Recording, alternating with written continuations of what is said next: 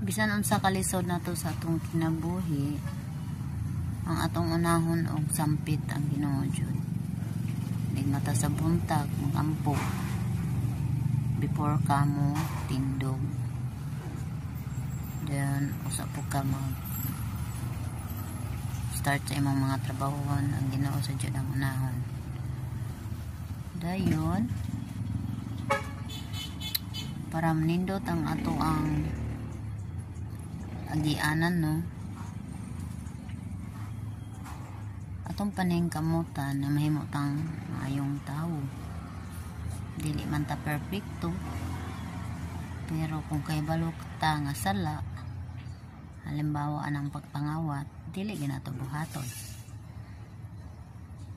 Halimbawa po anang ubang mga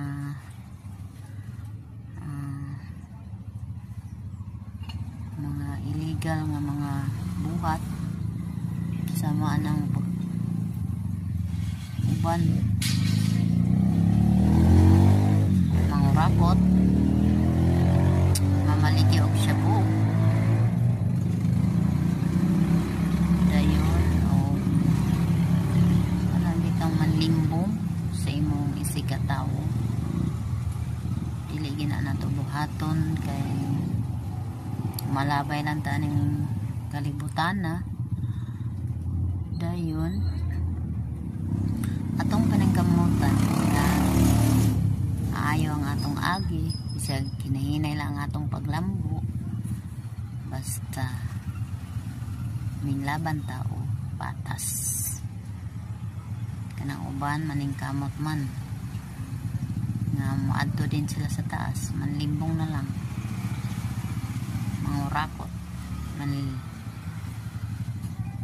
mangawat,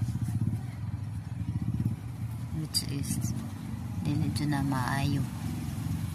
So bisag nyo na nilang pobre, pero taas na utang, maglakaw-lakaw ng karsada kay nanginabuhi man taog tinarong muna atong buhaton. Then before punta matulog, no, magampo, makigistorya sa Ginoo.